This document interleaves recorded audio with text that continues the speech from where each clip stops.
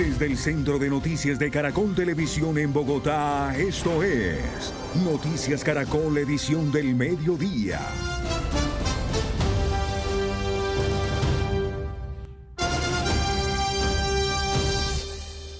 Buenas tardes. Organismos de rescate nepalíes y chinos buscan vida entre el lodo y los escombros arrastrados por una devastadora avalancha que arrasó pueblos, carreteras y puentes y que deja hasta el momento 362 muertos. El balance lamentablemente aumenta con las horas, pues 1.400 personas siguen desaparecidas al lado y lado de la frontera entre Nepal y la región del Tíbet, sur de China, donde ocurrió el desastre. Es una turística zona de montañas y picos nevados en la cordillera Himalaya, cuyas laderas y el río Lendekola se convirtieron en canales perfectos para el descenso del glaciar que se desprendió y para la arrasadora masa de sedimentos en que se convirtió. Un momento de angustia al ver lo que se venía. Aparecen más videos del instante en el que la riada obliga a muchos a correr por sus vidas.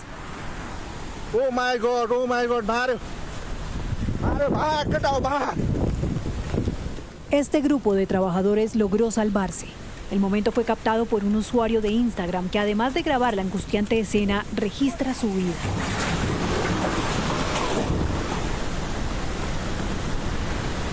Varios fueron los momentos captados por habitantes, senderistas y turistas. Tras la tragedia viene la calma de la tierra, pero a su paso el caos que deja. Hay miedo entre quienes sobrevivieron. El terreno en el que antes vivían ahora es un cementerio enlodado. Llegó de repente y estalló como una bomba. El río parecía pequeño desde lejos, pero de pronto empezó a desbordarse y arrasó con este lugar. Muchos esperan allí mismo o desde otras ciudades, en especial de Nepal, noticias de sus seres queridos. Lo único que quiero es que mi esposo regrese sano y salvo. No quiero nada más. Publican fotos de sus familiares con la esperanza de que, así sea cubiertos de barro, los encuentren con vida. La labor no es fácil. Aunque rescatistas de China y Nepal están en terreno y se espera la llegada de socorristas coreanos, el reto es titánico. Las condiciones son complejas. Con máquinas, tecnología y perros comienzan a explorar las zonas enlodadas. Será un trabajo de largo aliento. En algunas zonas han podido rescatar cuerpos. Por lo menos dan consuelo a sus familiares para poder sepultarlos. Tras 24 horas de la catástrofe se magnifica lo que quedó de la crecida de agua, que arrasó con una fuerza parecida a la de un tsunami pueblos enteros. Se tragó casas, derribó puentes y presas y se llevó vidas. Como les hemos contado en nuestras emisiones, en esta región del Parque Nacional de Langtang confluyen miles de turistas, algunos deportistas y amantes del montañismo, otros que peregrinan y visitan por razones religiosas ese santuario natural venerado por hinduistas y budistas. En Noticias Caracol en Vivo obtuvimos el testimonio de un operador turístico que estuvo muy cerca a la zona de la tragedia. Esto nos contó. Ha sido un desastre sin esperar y era muy fuerte ayer la mañana, pero ahora estamos trabajando para rescatar la gente y luego salvar la gente de las zonas. Y mucha gente ya hemos salvado, pero como era una tragedia súper fuerte, una inundación súper fuerte, pues todavía habrán mucha gente desaparecidos y estamos encontrando cuerpos y la gente también. ¿El nivel de lodo cuánto alcanza? Bueno, algunas casas de 3 plantas ya solo se ve una planta. Es decir, que hay muchos barrios, no sé cuántas alturas. Y ha venido muchos barros junto con agua. Es que ha pasado una avalancha grande, rompió un lago de glaciar en Tíbet y ha venido con los barros mucho agua de repente con mucha velocidad y se quitó el pueblo de la frontera más los pueblos abajo. Ahora lo que están enseñando en tele, pues ese es Trishuli. Es súper cerca de nosotros ahora mismo. Este pueblo no queda menos de 50 kilómetros. ¿Cuántos pueblos están bajo el lodo, señor Saucota? ¿Y hay pueblos que dejaron de existir? Es decir, que están totalmente arrasados por la avalancha. Sí, porque los pueblos de la frontera se abrumé, sí, no queda casi nada, se queda muy pocos. Y incluso el de Betraoti, lo que van enseñando en tele, pues esto también queda muy poco. Y mucha gente ya están desaparecidos y perdidos, incluso los turistas, porque la frontera ahora es época de viajar a Tíbet, porque hace menos frío ahora en Tíbet y todas las nubes se chocan la parte de Nepal, porque en medio tenemos alta montaña y se choca la parte de Nepal. En la parte de Nepal es monzón, por eso llueve, pero la parte del Tíbet es más seco. ¿Cómo es estar en el sitio del desastre? Descríbame la imagen o las imágenes que usted ha visto. Sí, eso es, digo, inmigración de China y ahora no queda nada, pues ya está limpio, pues, es decir, que ya está tapado de barros y se quedó sequito del río y no queda nada de ahí. Señor Sabkota, voy a hacer una última. Ustedes en este momento, ¿qué pasó con los sistemas de prevención de Nepal? ¿Por qué la gente no pudo evacuar a tiempo? No, es que ayer todo el día hemos hecho evacuación, digo, rescates y todo, pero es que era sin saber, porque ese tipo de ¿cómo se dice? Inundación ha venido después de 50 años, es decir, que no lo esperábamos y no llovía tanto en la parte de Nepal, por eso no lo sabíamos, no tenemos ni alertas ni nada. Y después, digo, como vino de repente, como se quitó todos, y después de quitarse esto, pasar eso, el gobierno está trabajando mucho, los militares están atentos, trabajan con los helicópteros. Es que ahora mismo en estos pueblos no puede ir en coche, tiene que ir en helicóptero, porque todo del río se quitó la carretera, puentes y todos. Y hay que ir en helicóptero y están rescatando, trabajando para la gente que necesitan ayudas. Del lado chino, en el poblado de Jirong, se coordinan las labores de rescate. El gobierno chino ha informado de 3 personas muertas, 2 rescatadas con vida y 558 desaparecidas, entre ellas 260 extranjeros. He Xiaoyue, de CGTN, el servicio en español de la televisión china, nos cuenta cómo están las cosas en Jirong. Poco después de la 1 de la madrugada del 27 de agosto, hora de Beijing, llegamos al poblado de Jirong en Shikaze, a más de 20 kilómetros del puerto de Jirong. Aquí el suministro de agua, electricidad y comunicaciones no se ha visto seriamente afectado, pero en la zona afectada por el deslizamiento de tierra, la zona portuaria de Jirong, hay acumulaciones de lodo y el tránsito está cortado por el momento. Todavía no hay fecha definida para restablecer totalmente el tránsito, aunque los equipos trabajan contra el reloj para despejar las vías. Asimismo, esta mañana se realizó una rueda de prensa para informar sobre el accidente, en la que se dio a conocer que, según datos preliminares, hasta las 8 de la mañana del 27 de agosto, hora de Beijing, 2 aldeanos de Resuo han sido rescatados con vida, mientras se han confirmado 3 fallecidos y 558 personas incomunicadas, entre ellas 260 extranjeras. Todas las labores de rescate siguen en marcha. Hoy en el poblado de Jirong hemos observado a rescatistas organizando su equipo, listos para partir en cualquier momento hacia la primera línea de las operaciones de rescate. Las autoridades locales están centradas en las tareas de búsqueda de supervivientes, alojamiento de la población afectada y suministro de materiales de ayuda. Estaremos pendientes de todas las novedades que surjan. 12:43, volviendo al panorama nacional, les contamos que hace 27 días, desde que empezaron los incendios forestales en Tolima, la comunidad afectada y los organismos de socorro siguen luchando de día y de noche con lo que tienen a la mano para salvar los ecosistemas y proteger las viviendas. A la zona llegó el presidente Abelardo de la Espriella, quien acaba de anunciar medidas y hasta recompensas. María Juliana Reyes y Marjorie Trujillo continúan allí frente a las zonas afectadas, pero vamos a comenzar con María Juliana Reyes para que nos cuente dónde está y cuál es la situación en este momento. María Juliana. Catalina, televidentes, muy buenas tardes. Pues le cuento que nos encontramos en una vereda ubicada entre los municipios de Lérida y Líbano, porque como ustedes pueden ver al fondo, a mi espalda, pues está en este momento llevándose a cabo o siguiendo entonces un incendio forestal por esta zona montañosa del norte del departamento del Tolima. Y así como estas personas que están pendientes tratando de ayudar a apagar estas llamas, pues también hay personas que se han unido con el tema de la solidaridad para ayudar a todos los damnificados. En este caso estamos hablando de los militares del Cantón Militar de Ibagué, porque hicieron una colecta para poder llevar ayudas a los damnificados. Han logrado tener entonces más de 30 toneladas y este recorrido de ayudas ya inició en el municipio de Ortega, precisamente, kits de aseo, alimentos, y bueno, nosotros estuvimos también haciendo más temprano algunas visitas a esos damnificados. Estuvimos específicamente en el municipio de Venadillo, porque allí un incendio en las últimas horas casi llega a las casas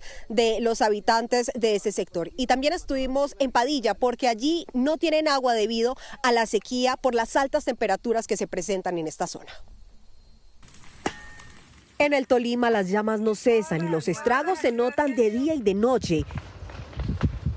El fuego se hace sentir con fuerza y los socorristas con su valentía intentan apagarlo tras 27 días de trabajo.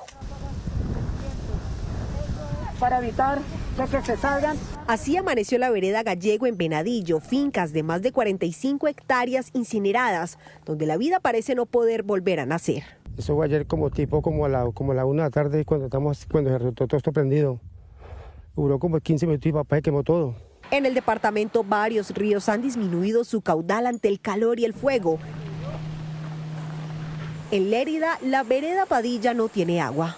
Actualmente, ¿qué estamos haciendo? Estamos trabajando con bomberos Lérida y también con bomberos Líbano, que nos han venido colaborando para estarle entregando agua potable desde el casco urbano del municipio de Lérida hasta la vereda Padilla. Sí, señora, estamos como sufriendo mucho por el agua, porque donde está el nacimiento está llegando muy poquita y eso, entonces estamos como un poquito graves de agua.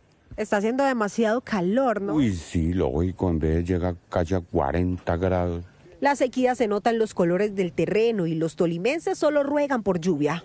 Ojalá que llueva porque se pone para que esto barraco aquí para el ganado, que la comida como para uno, para el ganado, para todo. Según el IDEAN, en el departamento del Tolima, el fenómeno del Niño llegará a afectar a más del 90% de los municipios durante su temporada. Se me cayó la llamada.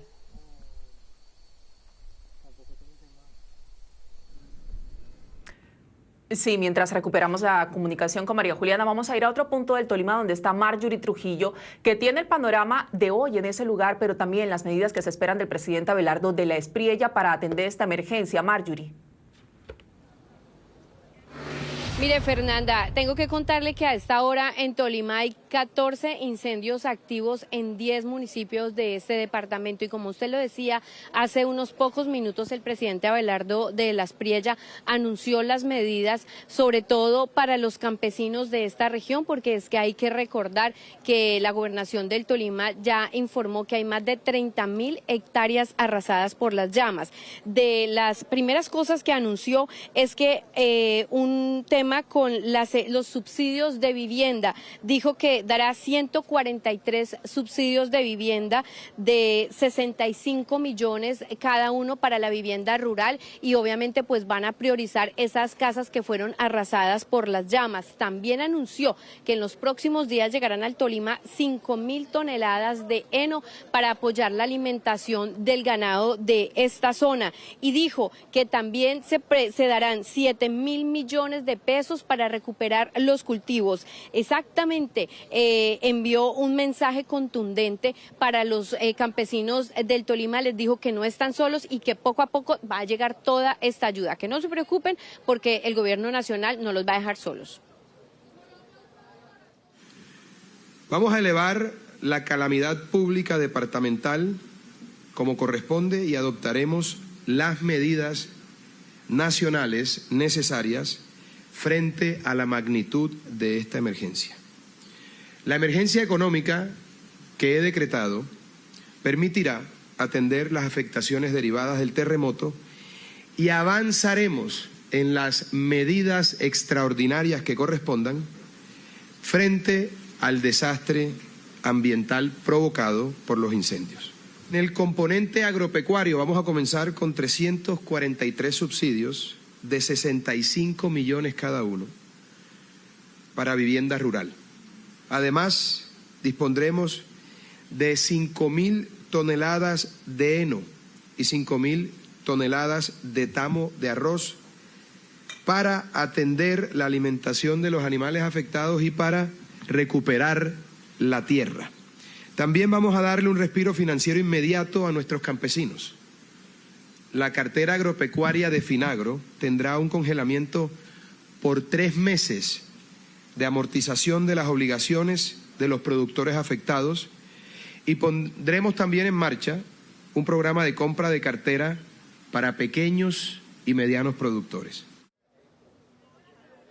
Dijo el presidente Abelardo de la Espriella que es confirmado que gran parte de estos incendios forestales han sido por manos de criminales. Por eso anunció una recompensa de 50 millones de pesos para las personas que den información y denuncien cuando estén viendo que alguien está generando este tipo de incendios. También dijo que estos incendios en el Tolima tendrían que ver con un terrorismo que se está generando a partir de las disidencias de las FARC y por eso anunció recompensa de 500 millones de pesos por alias Yamaha y alias Amazona.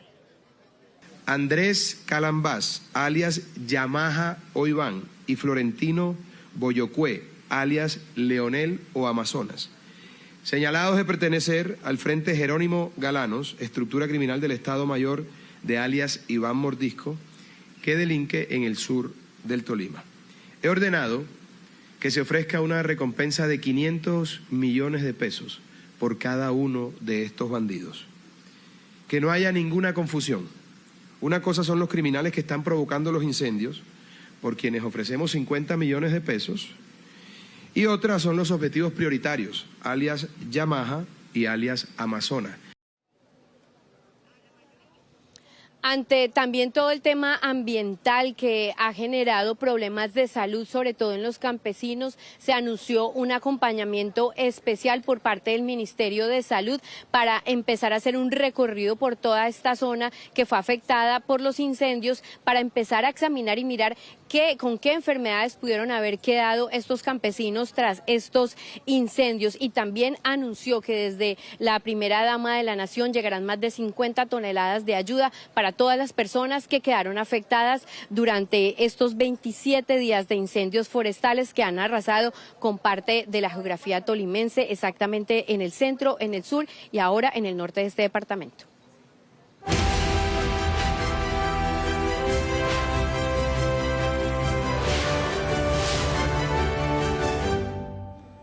12:51 minutos, Noticias Caracol continúa acompañando a los miles de damnificados por el terremoto. Ustedes ven ahí en sus pantallas a Luisa Fernández, a Daniela Pachón y a Tatiana Vázquez, quienes junto a nuestros corresponsales nos tienen mucha información. Vamos a comenzar con Luisa Fernández, quien continúa en Cali, para que nos cuente detalles de lo que pasa allí. Luisa, buenas tardes.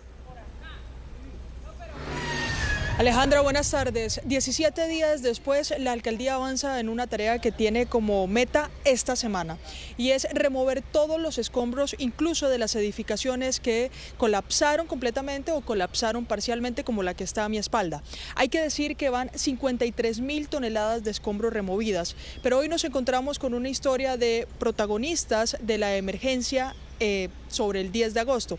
Les estoy hablando de los brigadistas, de los rescatistas, que volvieron a estos lugares de desastre 17 días después y encontraron algo que no vieron ni siquiera el mismo 10 de agosto cuando estaban enfocados en rescatar vida. Esta es la historia. 17 días después, Cali intenta levantarse, reconstruirse y salir adelante, pero hay quienes apenas hoy pueden ser conscientes de lo que queda y lo que viene. Este grupo de brigadistas de Cali se desplazó por toda la ciudad rescatando personas de entre los escombros y sus vidas se detuvieron en ese momento, en el que veían una esperanza de rescate. Ese símbolo de todos hacíamos silencio, esa comunicación, y cuando se hacía silencio al momento había una persona rescatada. Eso nos llenaba totalmente de emoción. Son los mismos escombros, pero el 10 de agosto, ¿ustedes qué veían? Y hoy 27 de agosto, ¿qué se ve? Ok, el 10 de agosto se veía la oportunidad de rescatar gente. Hoy no se ve sino desolación, desolación. Ver que a veces una vida se iba en segundos porque no podíamos levantar la losa, porque la persona se quedaba sin respiración y ya el tiempo se acababa para ellos y para nosotros. ¿Cuántos lograron salvar? Aquí sacamos 36 cuerpos. ¿Y salvados 8? Aquí salieron 8 personas vivas. Regresar a los lugares de la tragedia días después se ve diferente. Tienen la obligación de trabajar y de tener otro enfoque de atención. Y la mala suerte de aterrizar y entender lo que sucedió mientras ven cómo la maquinaria remueve escombros. 53.000 toneladas a la fecha, para ser exactos. Genera nostalgia. Esto genera nostalgia porque no somos ajenos a que aquí se acabaron familias, a que aquí muchos sueños se acabaron, de los viejos pero también de los jóvenes que se estaban preparando para formar un futuro. Aquí desafortunadamente sí falleció la hija de uno de nuestros compañeros, porque nosotros no podemos decir cerramos en Cali para que todos hagan un duelo, no, tenemos que salir a la ciudad todos los días a seguir instalando, a seguir reparando, a seguir atendiendo. Mientras eso pasa por sus mentes, se adelanta la revisión de 558 edificaciones, 127 inspeccionadas y habitables, 208 con restricciones y 223 inseguras y no habitables. Su función hoy es garantizar el servicio de energía y agua para la población. También estamos buscando ya ese resurgir, esa resiliencia para volver a construir nuestra ciudad igual o mejor del actual estado. Algunos tienen que ver con actividades puntuales de remoción de escombros, otros tienen que ver con caídas de elementos de la red eléctrica como transformadores y otros tienen que ver con fallas puntuales en la red de acueducto y alcantarillado. Los brigadistas llevan casi 50 años preparándose para Cali. Este año acompañaron el rescate de personas en Venezuela y el de su propia ciudad. La historia de quienes apenas se están dando cuenta de la magnitud del terremoto aquí en la ciudad de Cali. Mire, a las 10:25 de la mañana, 10:30 de la mañana aproximadamente, tembló en el departamento del Chocó. Se sintió aquí en la ciudad de Cali muy suave, han asegurado en algunas zonas, pero por prevención evacuaron varios de los edificios que hoy tienen una restricción de habitabilidad. Hablando de esto, de los damnificados y los edificios, nuestra compañera Valentina Gallego le puso el ojo a lo que está llegando ya, Valentina. Para los usuarios, para la gente de Cali, ya les está llegando el texto notificándole sobre el auxilio de arrendamiento. ¿Qué podemos decir de eso? Buenas tardes. Luisa, televidentes, buenas tardes. Miren, sigo recolectando la información para darle claridad a nuestros caleños que se están preguntando cómo empiezan a recoger esas ayudas. Ya llegaron los mensajes de texto al número que usted puso en el papel del registro del censo. Ahí le va a aparecer un link, usted va a llenar una encuesta. Esta primera etapa, después del censo de ayudas, son ayudas humanitarias con mercados, kit de aseo. Ojo, porque hay que aclarar, el hecho de que a usted le lleguen estas ayudas como mercados no quiere decir que que va a estar exento de recibir la ayuda económica de $1.050.000. Se espera que ese subsidio se empiece a entregar desde el próximo lunes. Estas ayudas humanitarias van a haber diferentes puntos donde usted lo puede reclamar. Hay que también aclarar que no son puntos cercanos a su vivienda, sino cercanos a donde usted se encuentra en este momento. Le doy un ejemplo. Si usted está en el norte de Cali, la entrega va a ser en el parque del avión que usted ve a mis espaldas. En la encuesta, cuando usted la responda, le dirá cuándo y dónde va a recibir las primeras ayudas. Este mensaje de texto comenzó a llegarle a los afectados por el terremoto en Cali, que tuvieron que evacuar su vivienda y están donde algún familiar o albergue de la alcaldía. En él le confirman que ya hace parte del registro único de damnificados. Deberá ingresar al link de WhatsApp y responder la encuesta para reclamar la ayuda humanitaria. Estas ayudas nos ayudan muchísimo porque son un aliciente, mientras muchos nos volvemos a reencontrar en familia. Lo primero que deberás hacer en este enlace de WhatsApp será colocar tu número de cédula. Si te encuentras registrado en la base de datos como damnificado, accederás a este y luego escogerás un punto de encuentro para la entrega de tu ayuda humanitaria. Recuerda esperar el mensaje de WhatsApp que te indicará la fecha y el lugar previamente escogido para que vayas a recoger tu ayuda humanitaria. Es importante que lleve los documentos de identificación. Si además perdió sus documentos durante el terremoto, la registraduría ha habilitado sedes auxiliares en la ciudad. El proceso no tendrá costo. Y no necesita ningún documento previo para adquirir, por ejemplo, el duplicado del documento perdido o extraviado. El damnificado lo va a hacer de manera gratuita a partir del censo de damnificados que ha levantado la alcaldía. La Gobernación del Valle anunció alrededor de 200.000 animales afectados por el terremoto y más de 200 hectáreas de cultivos perdidos. Si sus afectaciones fueron en el campo, deberá ingresar a la página de la Secretaría de Agricultura y llenar el censo digital con evidencias fotográficas. Un balance de más de 1.384 familias damnificadas del sector agropecuario y pesquero en el departamento del Valle del Cauca, en el cual tenemos más de 498 predios afectados. Los altos costos en arriendos, materiales de construcción y líos legales con inmobiliarias son otros de los problemas con los que ahora deben luchar los caleños. Estamos con temas de protección al consumidor, dando un foco especial a los inconvenientes que puedan generarse con contratos de arrendamiento, y en el tema del terremoto y la emergencia se incrementó muchísimo el precio, entonces lo importante es denunciarlos para nosotros mirar, y eso tiene una relación también con el valor comercial del inmueble. Los portadores de tradición también necesitan ayuda. Los productos e insumos que pensaban vender en el Festival Petronio Álvarez están represados. Pero para este domingo vamos a hacer una reactivación tanto con los turbantes y estos gorritos para los acompañantes de esas mujeres que se van a poner esos bellos turbantes. Aquí los vamos a vender por tan solo 20.000 pesitos para reactivar la economía. Para los afectados por vivienda, los subsidios económicos se empezarán a otorgar a partir del próximo lunes.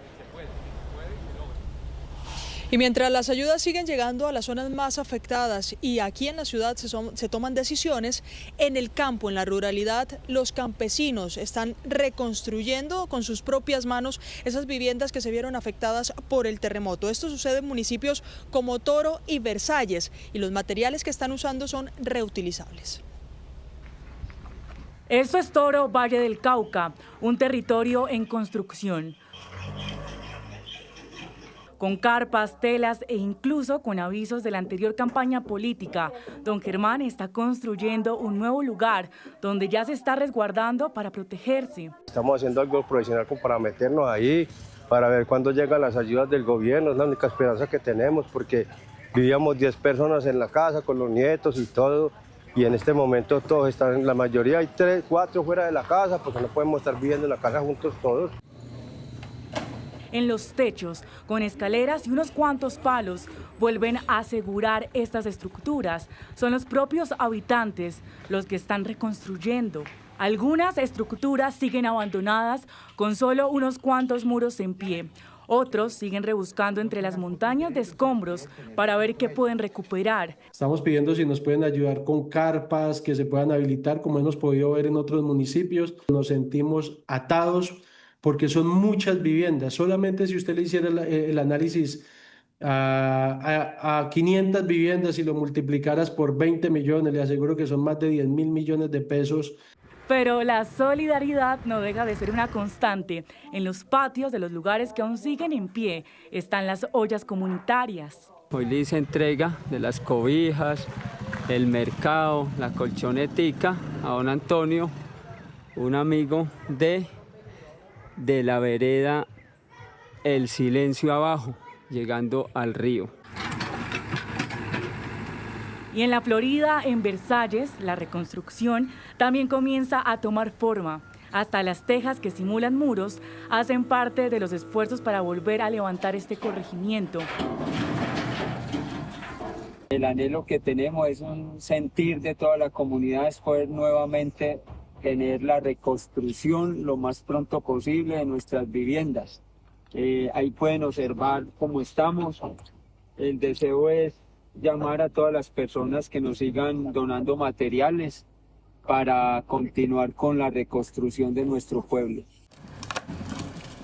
Llegó maquinaria amarilla, a pesar del difícil acceso. La cancha es ahora centro de acopio y también el lugar donde todos están comiendo. Siguen las labores de las máquinas y el retiro de escombros. Así se tiene en cuenta lo que sirve y se ha recuperado. Y ya en este terreno se abren los espacios para construir nuevas bases, arena y algunos materiales que también han llegado. Así se ve la destrucción del corregimiento y al mismo tiempo el esfuerzo de quienes no lo dejan caer, porque en estas veredas, mientras llegan las ayudas, los campesinos ya pusieron manos a la obra para volver a levantar sus casas.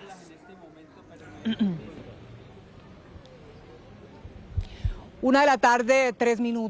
Al departamento de Caldas lo conforman 27 municipios, de los cuales 25 son cafeteros, y uno de ellos es Chinchiná. Justamente los saludo desde su parque principal. Aquí hablamos con la directora ejecutiva del Comité de Caficultores del departamento y nos confirmó que son al menos 2.000 caficultores damnificados. A 200 por lo menos se les cayeron sus casas, otros quedaron sin techos, sin baños, sin cocinas. Y lo que hace aún más grave esta situación es que, conscientes del riesgo que representa seguir viviendo en estos inmuebles, se niegan a dejarlos. Hablan del fruto del trabajo de toda una vida. Hablan de la cosecha también, que ya está por estos días y que es la fecha clave para su economía. Recorrimos parte de esta zona rural y en el siguiente informe les contamos más de estos testimonios. En Caldas, el café no es solo el sustento económico, es la identidad, la rutina y la historia de una tierra que vive y respira alrededor del grano. ¿Cuántos años? Pero hoy caficultores ven amenazado el fruto de esos años de trabajo bajo el sol y la lluvia. Viven con el riesgo de que se caigan sus casas. El café significa todo para nosotros, porque es el sustento de una familia. Claro. Lo noto que está preocupado, que está con sentimiento. ¿Qué pasa por estos días por su cabeza, don Gerardo? Pues el abandono. El único que no ha visitado es don Octavio. Y ya ustedes que vinieron. ¿Se siente solo? ¿El campesino se está sintiendo solo? Sí, solo.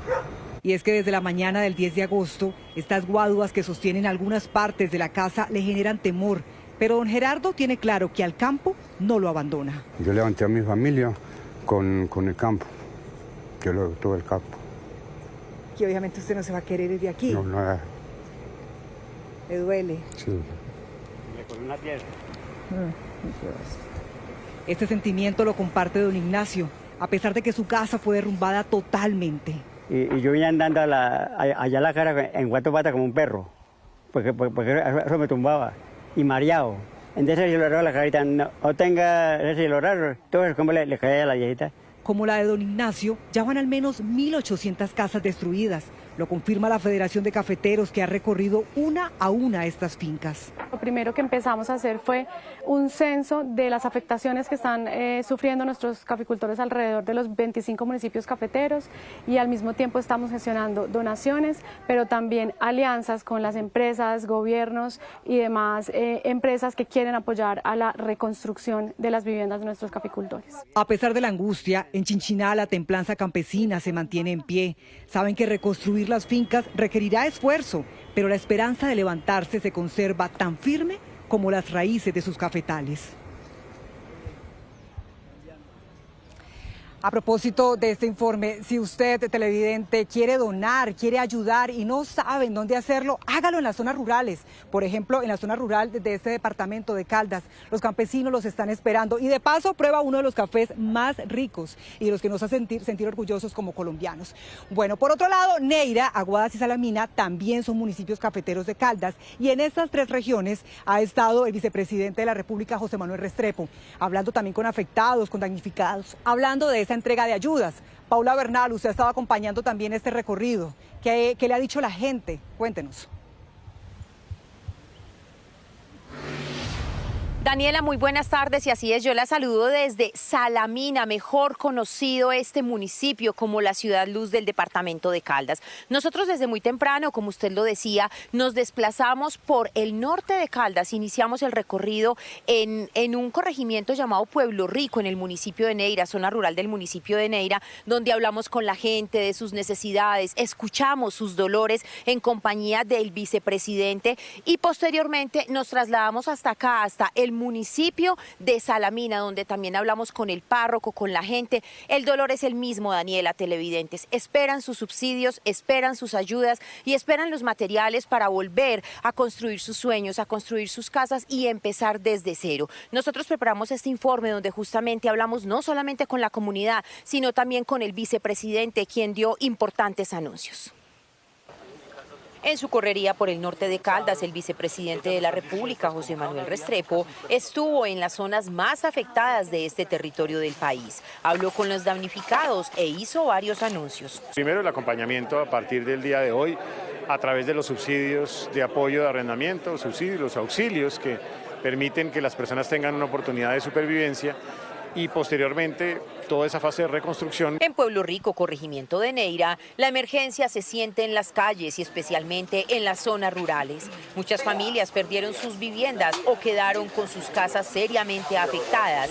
Mientras esperan una solución, se han refugiado donde familiares, amigos, viviendas prestadas o simplemente debajo de chozas hechas con plásticos de manera improvisada, como es el caso de don Faber Baena. Las preguntas a veces me hacen llorar porque uno quedarse en casa de la noche a la mañana.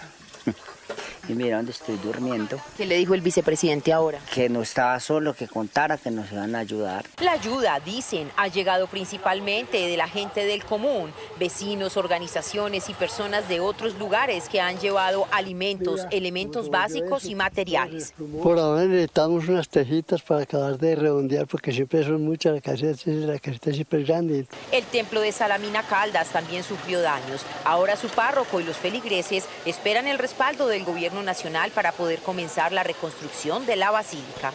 Para empezar cuanto antes en como decía, la restauración de nuestra basílica.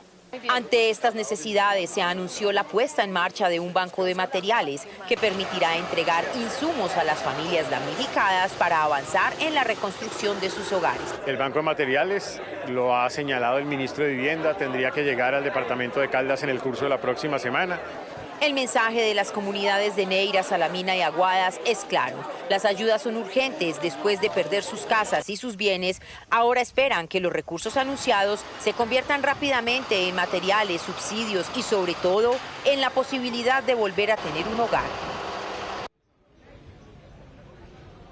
Y hablando de esas ayudas de reconstrucción, hay que recordar la noticia de hoy en el departamento de Caldas para los afectados. Comenzó la entrega de los subsidios de arrendamiento por parte del gobierno nacional durante 3 meses para quienes son propietarios de esas viviendas que se perdieron totalmente y durante 1 mes para quienes son arrendatarios. Nosotros seguimos del lado de la gente en Caldas, pero también estamos, por supuesto, del lado de la gente en Risaralda. Allí en Pereira está mi compañera Tatiana Vázquez. Tatiana, ¿qué está pasando allí? ¿Cómo está la gente?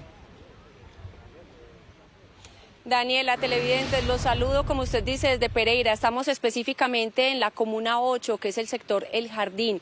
Pues aquí poco a poco la gente intenta volver a la normalidad, pero hay un trabajo que es silencioso y probablemente el más importante dentro de todo esto ocurrido tras un terremoto y tiene que ver con la inspección de las viviendas y de las propiedades que fueron reportadas como afectadas.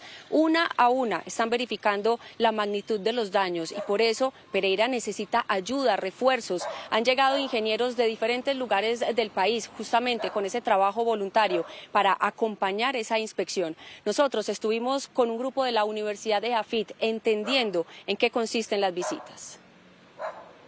Cuando ocurre un evento como esto, que supera la capacidad de la nación o la capacidad local, los ingenieros civiles tenemos ese llamado a acudir y ayudar. La ingeniera Ana Beatriz Acevedo lidera el equipo que llegó desde la Universidad EAFIT de Medellín. Todos son doctores en diferentes especialidades y estudiantes de últimos semestres de ingenierías que de manera voluntaria apoyan la inspección de los edificios que quedaron en pie tras el terremoto. Las edificaciones tienen lo que se llama un sistema estructural que es el encargado de resistir las cargas sísmicas. Entonces lo primero que hay que revisar es la integridad de ese sistema. En muchos casos es vigas y columnas, en otros casos son unos muros estructurales o combinaciones. Por ejemplo acá lo que nosotros identificamos es que tenemos un elemento estructural en buenas condiciones y vemos que los daños es que se desprendió el revoque. Después del terremoto en Pereira se han reportado 32.672 predios con afectaciones. Todos requieren un concepto técnico.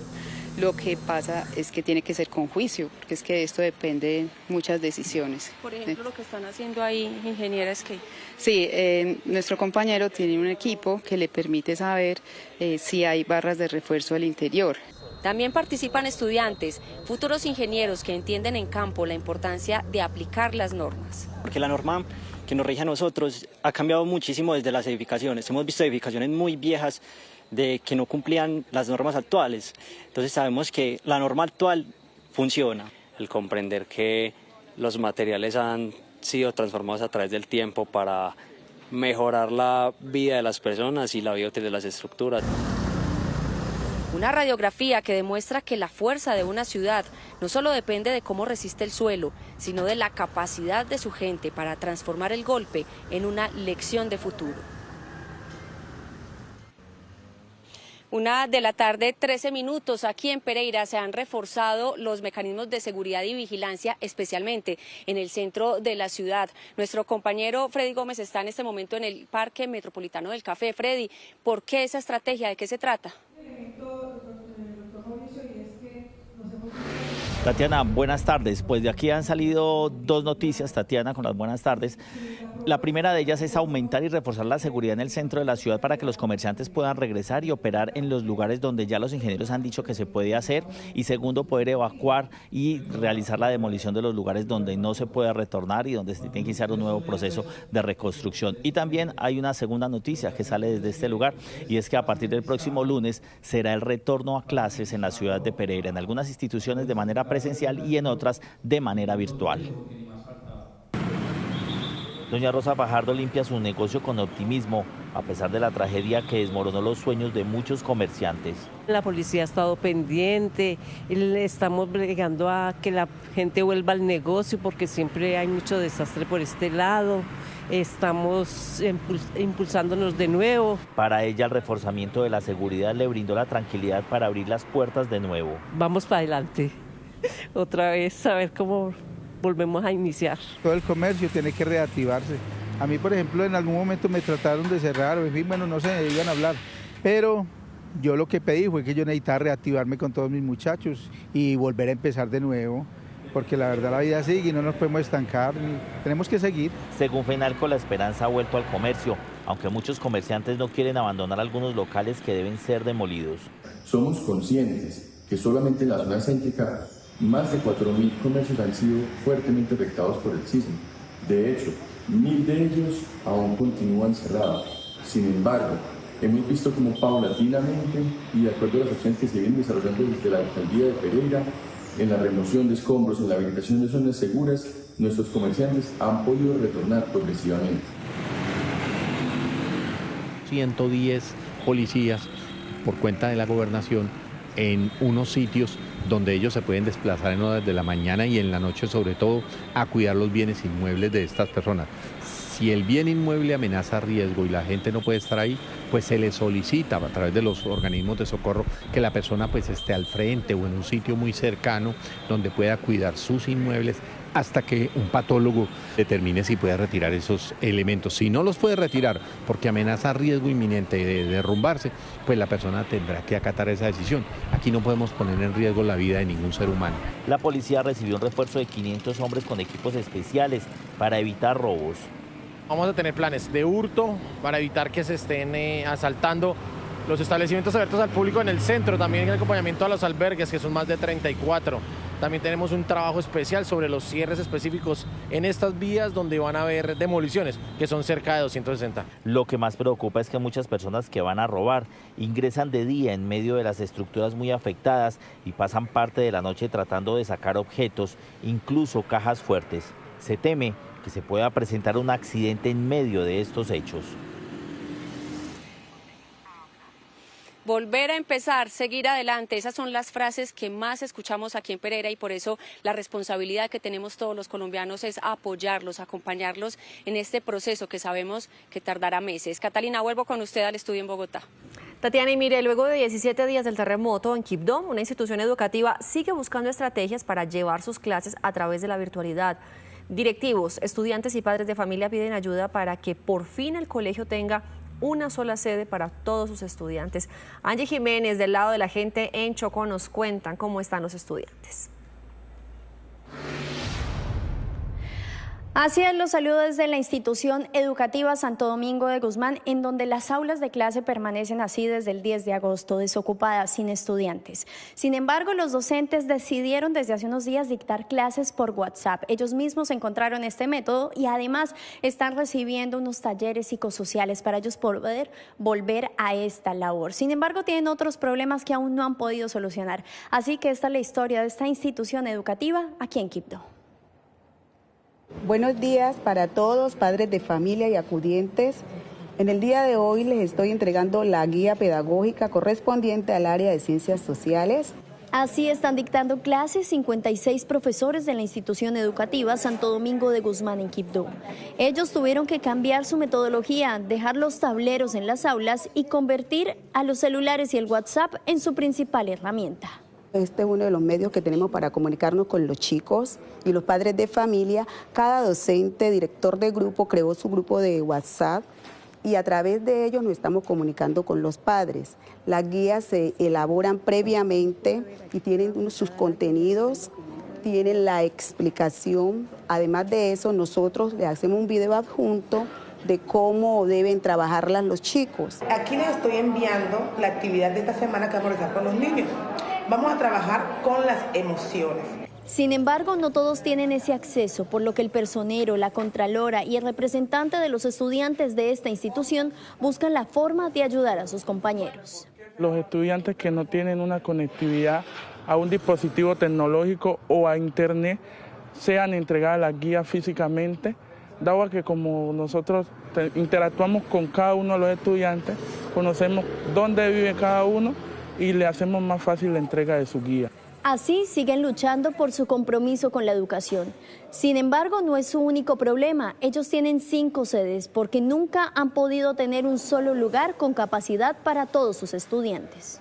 Aprovechar el espacio para expresar que nosotros como estudiantes también necesitamos un espacio seguro y digno. Además, varias sedes resultaron afectadas por el terremoto y siguen esperando los certificados de la Unidad de Gestión de Riesgo para saber si pueden retomar las clases y citar de nuevo los alumnos a la presencialidad. Además, tienen un lote que, según ellos, les están invadiendo. Actualmente nosotros, ¿qué es lo que le estamos pidiendo al gobierno nacional? Que nos construyan nuestra sede propia, porque en estos momentos estamos arrendados. Tenemos una sede en Comodato y otra que el municipio nos paga el arriendo, pero en estos momentos todas dos están con restricciones. Acá vemos el letrero que dice no habitable, pero aparentemente se ve en buen estado. ¿Qué pasó con esta sede? Bueno, esta sede, como ustedes pueden observar, es una casa de habitación. No es como tal una escuela, no tiene las infraestructuras necesarias para hacer escuela. Con sedes prestadas y promesas sin cumplir, estas profesoras una vez más buscan la forma de seguir educando en Quibdó. Una ayuda que esperan llegue pronto por esta institución educativa, por todos los estudiantes. Mientras tanto, sus profesores siguen metiendo el alma, dando estas clases por WhatsApp y cumpliendo a su labor de educar a estos niños en Quibdó. 1:31 p.m. Hay nueva información acerca de la operación Amón, ejecutada por la Fuerza Pública en el Guaviare y que terminó con la dada de baja del cabecilla conocido como alias Urias Perdomo, de las disidencias de las FARC, mano derecha de alias Calarcá. Nos enlazamos nuevamente con Mayra Tenorio. ¿Qué otros detalles se conocen, Mayra? Sí, Alejandra, a esta hora tenemos otra confirmación y es que sube este balance. Ya son 11 los integrantes muertos de este bloque de alias Calarcá. También nos confirman a esta hora que son 2 las personas capturadas. Pero vamos a ver que además de que han encontrado varias armas y fusiles, también tenemos que hablar de quién es alias Urias, ya confirmado como abatido. Pues este hombre es señalado de la muerte de estos 2 policías que cayeron en medio de un ataque que se registró este año en Cartagena de Chairá, pero lo más grave es que su nombre está detrás del caso de los 5 menores que iban a ser reclutados en marzo de este año y que fueron rescatados por la fuerza pública. Algunos hechos que a esta hora se conocen de este hombre que ya fue identificado como abatido. Mayra, gracias. Vamos a hablar ahora de las extradiciones anunciadas por el presidente Abelardo de la Espriella de 5 criminales acusados de varios delitos y que se podrían dar en cuestión de días. Algunos de ellos habían estado incluidos en la paz total del gobierno Petro. Pues precisamente la exministra de Justicia del anterior gobierno, Ángela María Buitrago, hizo graves señalamientos de acciones que habrían dilatado esas extradiciones. Tras conocerse las primeras extradiciones del gobierno de la Espriella, Ángela María Buitrago, exministra de Justicia en el segundo año del gobierno de Gustavo Petro, denunció que tanto para alias Araña como para alias HH, 2 de los criminales que serán extraditados en los próximos días, todo estaba avalado por la Corte Suprema de Justicia para que fueran extraditados con urgencia, aun cuando hacían parte de la llamada paz total. Que muchas de estas extradiciones lo que demostraban era que la persona seguía delinquiendo en Colombia y por lo tanto no tenía posibilidad ni de ser negociadora ni de estar en las mesas de paz. En el caso de alias Araña, la exministra reiteró que su captura fue legal, atendiendo a una circular roja de Interpol, pero también asegura que el trabajo de la justicia en ese momento fue en vano por orden del mismo comisionado de paz del gobierno Petro. Era legal y debida. Y la circular roja no puede ser nunca suspendida por un juez colombiano o un fiscal colombiano. Esto está dictado por un juez extranjero. Desde ese punto de vista, la orden debía cumplirse. Sin embargo, ahí hubo, entre otras, y creo que cursa una denuncia contra el comisionado de paz, que intervino para evitar la captura de esta persona. Alias Araña, el determinador de asesinatos contra líderes sociales en el Putumayo, según información revelada por la Unidad Investigativa de Noticias Caracol, en 2024 era informante de la policía y estuvo refugiado en un país sudamericano por esa colaboración con las autoridades colombianas. Otro de los criminales que será extraditado por orden de la Espriella es alias HH, jefe de los llamados Comuneros del Sur y señalado narcotraficante, con quien el gobierno Petro también adelantó conversaciones dentro de la paz total. El mismo expresidente negó su extradición hacia Estados Unidos y hoy se encuentra en libertad. Considerábamos como la Corte Suprema de Justicia que estaban cumplidos los requisitos para efectivamente generar la extradición de esta persona. En esa dirección, el Ministerio de Justicia se pronuncia días antes de mi renuncia.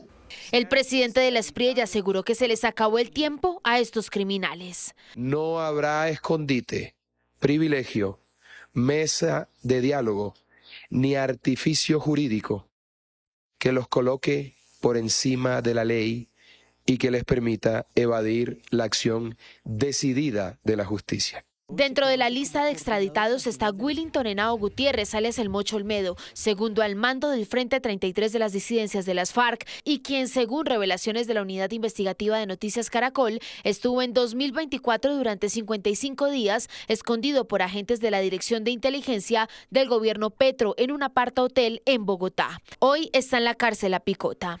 Figura además Carmen Evelio Castillo, alias Muñeca, capturado en 2024. Era uno de los líderes de los Pachencas o las autoridades conquistadoras de la Sierra Nevada, mientras la estructura criminal mantenía un proceso de diálogo con el Estado.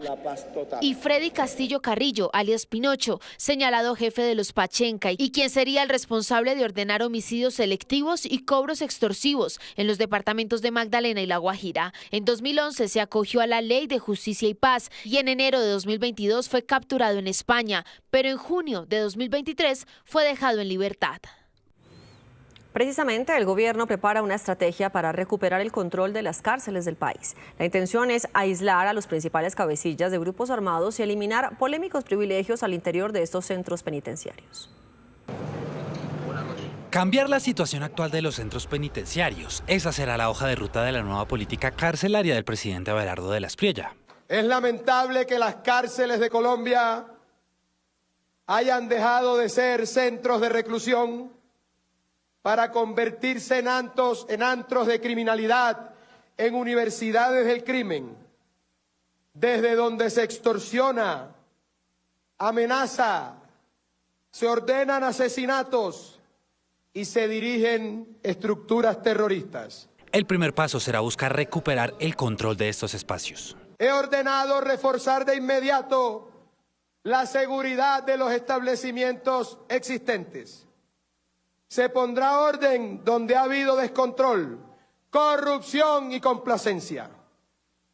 El IMPEC tiene la instrucción precisa de recuperar el mando en las cárceles. La estrategia también apunta a convertir 4 fragatas de la Armada en centros de reclusión para criminales de alto nivel. El primer buque cárcel estaría listo en 3 meses para la primera fase de traslados de grandes cabecillas. A los bandidos como alias Miquito, Caballo, El Primo, Hormiga, Huequito, El Negro Over, Pequeño, se les acabó la fiesta. Van para cárceles de verdad, alejados de la sociedad. La orden es cortar toda comunicación que puedan tener los cabecillas con sus redes delictivas. Los ministerios de las TIC y de Justicia están trabajando junto a operadores de telefonía móvil para bloquear las comunicaciones no autorizadas desde los centros penitenciarios. Estas medidas tecnológicas son necesarias, son urgentes, porque es un componente esencial de la continuidad de las operaciones. Gran parte de la criminalidad organizada y los grupos más importantes del crimen organizado se gestionan justamente desde las cárceles. Esta relación se debe interrumpir. El gobierno de la Espriella avanzará también en la construcción de megacárceles de la mano del sector privado para recluir a los terroristas más peligrosos del país. En un centro penitenciario de la ONU en La Haya murió Ratko Mladic, el ex jefe militar de los serbios de Bosnia. Condenado a cadena perpetua, ha sido uno de los pocos criminales de guerra del mundo que han sido enjuiciados por la justicia internacional y que purgó al menos algo por sus delitos. No en vano lo apodaban el carnicero de Bosnia.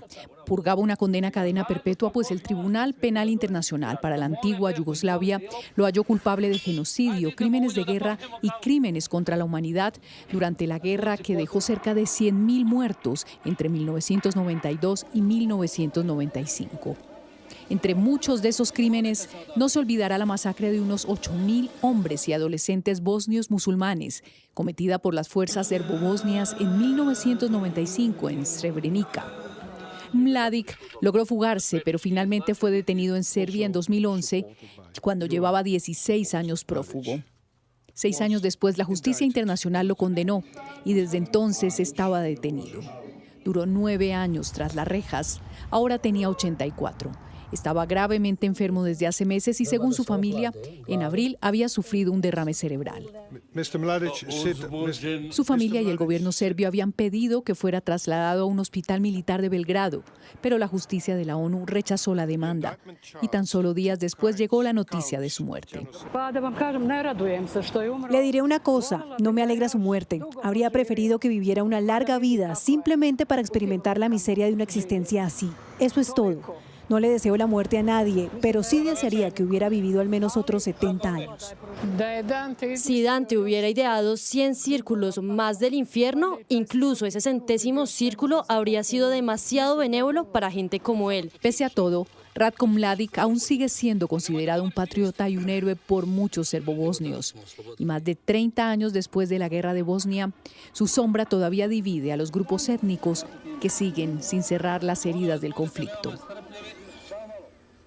Un ensayo de 6.000 palabras de Bill Gates es el más reciente llamado de alerta frente a los riesgos de la inteligencia artificial.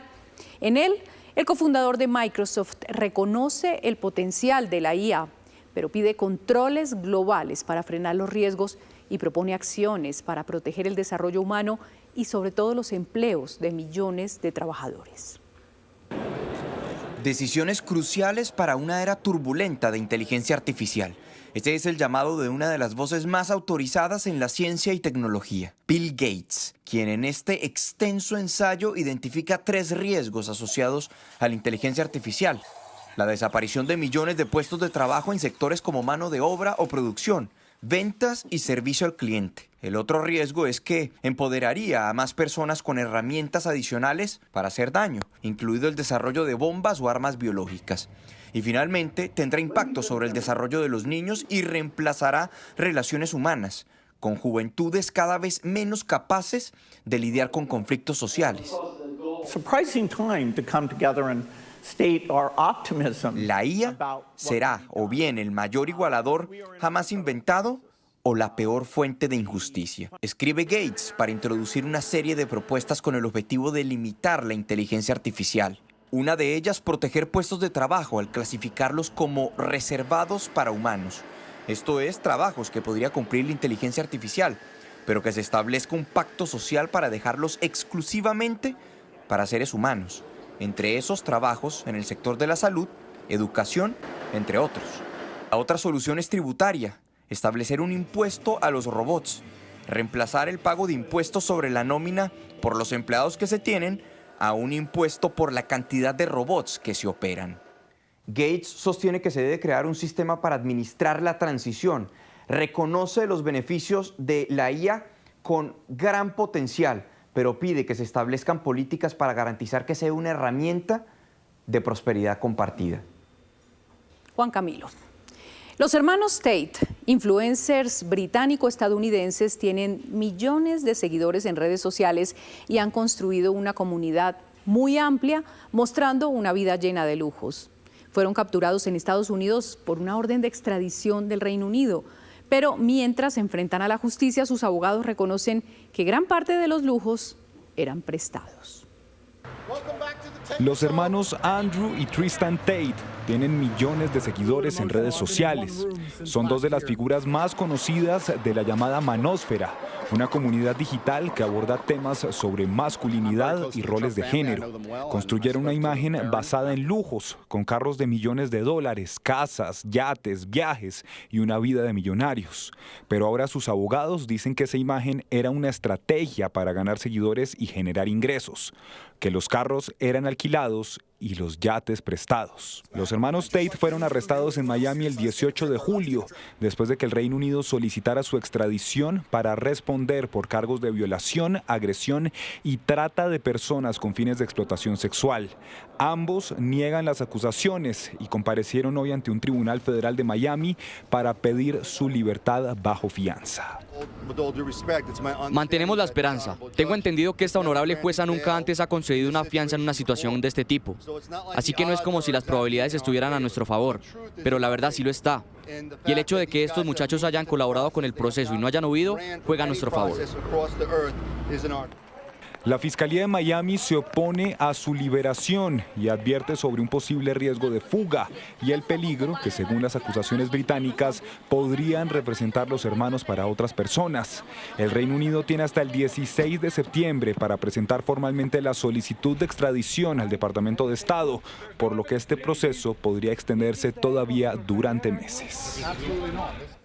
Sin duda alguna, la industria de los influencers está de moda en el mundo, pero cada vez hay más críticas por la desconexión de la realidad de algunos de ellos, el exceso de publicidad y el escaso valor o profundidad de muchos de los contenidos que publican. Y nace la pregunta, ¿cómo está el panorama en Colombia? ¿Qué tanto les creen los usuarios a los influenciadores en las redes sociales? En la siguiente nota les contamos. Desde hace algunos días las redes sociales en España se llenaron de una misma consigna: dejar de seguir los influencers. Algunos tienen la realidad como alterada. La gente está harta de que el contenido sea muy forzado, de que contenga muchísima publicidad. Es que es muy cansado que te tiren perfección constantemente a la cara. Tienen la vida perfecta. A este fenómeno ya le llaman la caída de los influencers. Y es que veamos estos datos. Además de la ola de comentarios en redes, creadores como Fabiana Sevillano, según medios españoles, perdió hasta 9.000 seguidores en 14 días. Otros como Carlillo, 12.000. Y Natalia hasta 22.000. ¿Se trata de una tendencia en redes que se podría extender a otros países? Yo creo que es una polémica que se empieza a ver ya en grandes países y que obviamente va a ser toda la región, y es que estamos viendo la maduración de la economía del creador o creator economy, que es esta nueva industria que no lleva más de 20 años. ¿Y en Colombia qué tanto le creen los usuarios a los influenciadores? Siempre hay que tener el beneficio de la duda, no hay que confiar 100%. Usualmente lo que uno ve en redes no suele ser muy real, todo está muy planificado. A veces pueden dar información verídica. Y es que estamos hablando de una industria que sigue creciendo con gran contenido de valor. Según el más reciente estudio del índice de influencia digital Bifond de Babel, en el país hay cerca de 640.000 influenciadores. está viviendo un proceso como todos los otros países que es de maduración, de entender que el Creator Economy ni se va a acabar, ni los influencers se van a acabar. Estamos como haciendo una etapa de transformación donde empezamos a hablar un poco de la economía de las comunidades, de que esa persona o ese influencer real que va a poder hacer un negocio es aquel que construye confianza. Por eso, para expertos, también los usuarios digitales son responsables del contenido que se viraliza en redes. Nosotros también como consumidores somos responsables de lo que estamos consumiendo para que esos creadores de contenido se vean forzados en entender que hoy tenemos que dar contenido de valor. Por ahora, la tendencia crece en redes, así como la industria, y crece también la exigencia de quienes las habitan. 2:04 p.m. En la convención bancaria que se realiza en Cartagena, las entidades financieras presentaron las medidas que implementarán para apoyar a los damnificados por el terremoto. Ahí están Daliana Garzón y Laura Rojas para contarnos los detalles, compañeras. Lucía, ¿qué tal? Muy buenas tardes. Precisamente a esta hora nos acompaña acá en la Convención Bancaria en su edición número 60 el doctor Juan Carlos Mora, él es el presidente de Bancolombia, para contarnos los detalles en líneas generales de esos alivios que van a tener los usuarios de todas las entidades financieras del país que han sido víctimas y damnificados de este terremoto. Doctor Juan Carlos Mora, bienvenidos y háblenos por favor en líneas generales de estos alivios. Muchas gracias por esta invitación. Los alivios están en dos líneas fundamentalmente. Hay uno que es a las personas que son deudoras del sistema financiero, unos alivios en capacidad de pago, van a tener unos plazos adicionales, unos periodos de gracia que les permite afrontar la situación que están viviendo sin tener esa presión de tener que realizar el pago. Y el segundo son unas líneas de crédito adicionales que hemos puesto a disposición de las personas para poder avanzar en la reconstrucción de los efectos del terremoto. Hablemos sobre esas líneas de crédito, por ejemplo, lo que va a pasar con vivienda. Ustedes ya lo han dicho en diferentes espacios que cerca del 8%. Estas condiciones, si ya hay algunos alivios, ¿van a cambiar más adelante, futuro? ¿Esa tasa puede elevarse? Esa pregunta es muy importante. Lo que hemos dicho es que hay un monto total de 3 billones de pesos en crédito al 8% en tasa fija y es por toda la vida del crédito. O sea, los créditos de vivienda normalmente van entre 15 y 20 años. Por ese periodo de tiempo, para la zona afectada por el terremoto, las condiciones permanecen. Es decir, van a tener un crédito por los 15 o los 20 años al 8% y las condiciones no cambian durante ese periodo del crédito. Perfecto, doctor. Cuéntenos también sobre los alivios, no solo para quienes a partir de la fecha sufrieron algún daño, están tratando de recuperar sus negocios, de reactivarse, sino también para quienes ya eran clientes, hoy los coge lamentablemente ese desastre y también necesitan periodos de gracia, necesitan flexibilización en los productos que tienen con ustedes. Así es. En la zona tenemos un número importante de clientes que son clientes del banco que tienen créditos. Esos créditos, lo que hemos dicho es que tienen periodos de gracia de 3 meses, 4 meses, dependiendo del tipo, 5 meses. También estamos activando los seguros que varios tienen para poder ayudarlos en ese proceso. Así que hay periodos de gracia. En las tarjetas de crédito también estamos generando que difieran los pagos hacia adelante. Entendemos que hay una situación extraordinaria, que las personas están en un proceso de ver cómo reactivan su actividad económica. Entonces, para esas personas, tanto deudores de créditos de vivienda como créditos personales como de tarjeta de crédito, unos periodos para que puedan atender sus créditos de manera adecuada. Presidente Daliana, pues bien, no solamente Bancolombia ha hablado de algunos alivios, sino también otros bancos como Davivienda y Ave Villas hablaron sobre las tasas y esos periodos de gracia. Para las familias afectadas por el terremoto hay una pregunta urgente. ¿Qué pasa con las deudas que tienen con los bancos? Las entidades anunciaron alivios, pero no todas las deudas tendrán el mismo tratamiento. Si una familia perdió su vivienda y aún paga un crédito hipotecario, la deuda no desaparece automáticamente. Debe reportar el caso al banco. Si la vivienda puede ser reparada, los bancos podrán ofrecer periodos de gracia, refinanciación y otros alivios. Durante los periodos de gracia vamos a condonar la tasa de interés. No ha pasado en las emergencias anteriores. Eso es inédito, ¿no? Y para quienes necesiten comprar o reconstruir su vivienda, varios bancos anunciaron créditos especiales con una tasa cercana al 8% efectivo anual.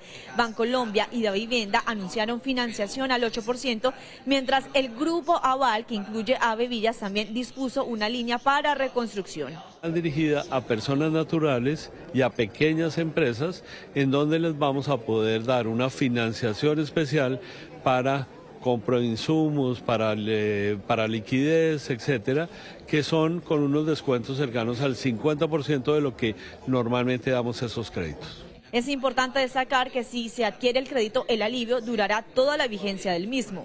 Pero el caso particular de las tasas de los créditos de vivienda son tasas fijas. Eso es una noticia maravillosa. O sea, si uno tiene la oportunidad de tener una tasa fija del 8% para un crédito de vivienda, tómelo. Ahora, en el caso de una tarjeta de crédito, no se convierte por este anuncio en una tarjeta al 8%. Para las obligaciones de consumo, los bancos han anunciado otros mecanismos como periodos de gracia, refinanciación o suspensión de cobros jurídicos. Vamos a ir entendiendo la naturaleza de la necesidad. En algunos casos, cuando hay un negocio que se pierde por completo, pues seguramente el proceso es un proceso distinto a quien tuvo una afectación de corto plazo. A nosotros los bancos, pues darle flexibilidad en términos de periodos de gracias de hasta 12 meses, dependiendo de la afectación que tenga cada uno de los negocios. Además, en el caso del BBVA, Vivienda BIS dará hasta 600 millones de pesos para la primera cuota. También habrá financiación para MIPYMES y productores del agro con tasas desde el IVR más 0 hasta 36 meses y periodos de gracia de hasta 6 meses. Bien, Daliana, luego de ver ese paquete de alivios por parte de los bancos, Da Vivienda, Bancolombia, Avevillas, pues avanza esta agenda nasobancaria. El gerente del Banco de la República, Leonardo Villar, se refirió por qué en el país el dólar pues ya está en 3.000 pesos, ya puede bajar, incluso algunos analistas dicen que puede bajar pues de esta barrera. También habló por qué es lo que está pasando en el país sobre esta caída del dólar. Creo que este fenómeno se relaciona de manera importante con el fuerte déficit fiscal que tiene hoy el sector público colombiano. Digo que eso es paradójico porque el déficit fiscal podría convertirse en fuente de presiones a la devaluación y no a la revaluación de la moneda. Ese sería probablemente el resultado del déficit fiscal en países que financian el gobierno mediante emisión monetaria o en países en los cuales se cuestiona que la deuda vaya a ser pagada y en los que, por lo tanto, no hay acceso al financiamiento internacional o este es excesivamente costoso. En línea con eso, también tuvimos la posibilidad, Laura, de conversar con el ex viceministro de Hacienda, Juan Alberto Londoño, quien, si bien reconoce que los exportadores, quienes ya tienen negocios en dólares, se están viendo impactados por esta devaluación importante del dólar frente al peso, también es una oportunidad para que el Estado pague la deuda en dólares que hoy tiene. Claro que a los exportadores les va a pegar duro. Pero todos sabemos desde crisis anteriores que uno tiene que cubrirse. ¿Qué quiere decir eso? Evitar que esas fluctuaciones del dólar le peguen a los productos que está vendiendo. Entonces, los exportadores se van a ver afectados. Pero el Estado se puede ver muy beneficiado porque pueden llegar a sustituir esa deuda en dólares por deuda en pesos en este momento. Pues bien, Daliana, lo vemos, avanza esta convención bancaria muy importante, ya hablamos de los alivios, ya hablamos sobre lo que está pasando con el dólar, pero además de eso, en la tarde va a venir la ministra de Transporte, un sector que también conecta, por supuesto, al país y que es muy importante tenerle bajo la lupa porque el sector bancario es uno de los aliados precisamente para llevar todas estas ayudas a los diferentes territorios y no solamente también a los territorios, sino también lo que está pasando en este nuevo gobierno. Laura, adicionalmente se espera que esta segunda jornada la cierre el vicepresidente de Colombia, José Manuel Restrepo, que a su vez también dará parte de otros alivios que podrán venir para todos los damnificados por el terremoto del pasado 10 de agosto. Catalina, usted tiene más noticias. Daliana, Laura, gracias. Y de Cartagena vamos para Barranquilla, donde está el Congreso Nacional de Agencias de Viajes. Y uno de los temas centrales es cómo apoyar e incentivar el turismo en las zonas afectadas por el terremoto. Luisa Polo está ahí en Barranquilla y nos cuenta las opciones turísticas que hay en los departamentos impactados. Luisa, hola. Catalina y televidentes, buenas tardes. Aquí están reunidos, congregados, más de 1.000 empresarios de todo el sector turismo del país y ellos también se suman a esos gestos de solidaridad para apoyar a sus compañeros de esas agencias de viaje y operadores en los territorios afectados y departamentos.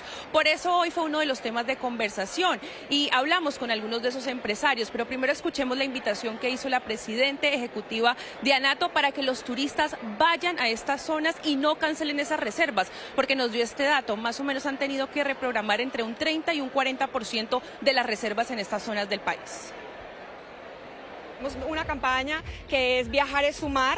Con esta hemos invitado a todos los turistas que por favor no cancelen sus viajes, que sigan yendo a Cali, al eje cafetero y que sigan yendo a Chocó. Es la mejor manera para poderlos apoyar. Y tenemos la campaña de Unidos por el Turismo. Esta campaña lo que busca también es, en el marco de este congreso, tener unas donaciones importantes para las agencias de viajes, para nuestro sector.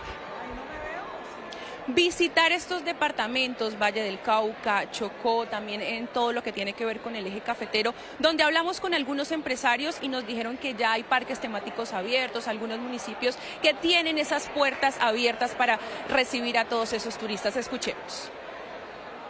En este momento, digamos, en el eje cafetero ya tenemos abierto el Parque Ucumarí, en Pereira, tenemos el Parque del Café abierto, tenemos Panaca abierto, el Parque de los Arrieros. Ya hay varios atractivos, Santa Rosa está en este momento abierto. Recorridos que permiten conocer la ciudad a través del Boulevard del Río, visitando la iglesia de la Ermita, llegando por medio del Puente Ortiz hasta la plazoleta Jairo Varela para conocer sobre la historia del Grupo Nietzsche, visitando el tradicional Paseo de las Gatas y así también como estos el barrio de San Antonio, donde tenemos oferta de gastronomía local, internacional, cocina de autor. Todas estas experiencias y todos estos lugares que acabamos de mencionar están en este momento con las puertas abiertas. Cada reserva suma y cuenta para esa reconstrucción y reactivación económica. Y aquí en este Congreso de ANATO durante la tarde se van a hablar de las nuevas experiencias que hay en turismo, como estas que ustedes ven acá, que es un parque temático acuático ubicado en la costa Caribe. Y también van a hablar de la inteligencia artificial como aliado para las agencias de viaje. Luisa, muchísimas gracias. Luisa Polo desde Barranquilla, desde la vitrina de ANATO, 2 de la tarde, 15 minutos. Presten atención, el ministro de Hacienda acaba de radicar el proyecto de presupuesto general de la Nación para el próximo año e hizo anuncios muy importantes en materia de gastos. Henry González, ¿de qué se trata? Alejandra, muy buenas tardes. Pues mire usted que el ministro Miguel Gómez comenzó criticando fuertemente al anterior gobierno que había ya radicado el proyecto de presupuesto para el próximo año, pero dijo que ese proyecto que se fue devuelto al gobierno para ajustarlo no era sincero, era falaz, faltaban muchísimas partidas que no se incluyeron para el próximo año. Al sincerar todas las cuentas, el presupuesto, mucha atención, para el próximo año está tasado en 634.952.000 millones de pesos. Ha señalado el ministro de Hacienda que la distribución lamentablemente será la siguiente: solo en gastos de funcionamiento se va a ir el 62% de ese presupuesto, en atención de la deuda que tiene el gobierno nacional 24% y solamente quedará un 14%, es decir, unos 89 billones de pesos para poder hacer inversión social e inversión en infraestructura en todo el país. Eso sí, descartó que por ahora se vaya a presentar alguna reforma tributaria para financiar este presupuesto, pero lo que sí anunció, y mucha atención también a esto, es que van a presentar una ley para recortar el gasto público, porque se van a fusionar entidades, se van a eliminar algunas que tienen duplicidad de funciones, pero sobre todo se le va a meter duro la mano al tema de la burocracia. Esto dijo el ministro Miguel Gómez. Obviamente está el tema enorme que ha recibido mucha atención en las últimas semanas de las órdenes de prestación de servicios. Ahí también tenemos que recortar. Hemos ido llenando el Estado de una cantidad de burocracia que en muchos casos no solo es innecesaria, sino que adicionalmente era una burocracia que generaba un altísimo costo fiscal. Creemos que podemos alcanzar con esa reforma fiscal una disminución del gasto público cercana al 2% del Producto Interno Bruto. Perdón, 40 billones de pesos, 40 billones de pesos. Y otra noticia importante que da el ministro Miguel Gómez es que este sábado, en el segundo Consejo de Ministros que va a tener este gobierno, se va a tramitar y a aprobar un recorte presupuestal de 21 billones de pesos, que esos son del presupuesto de este año.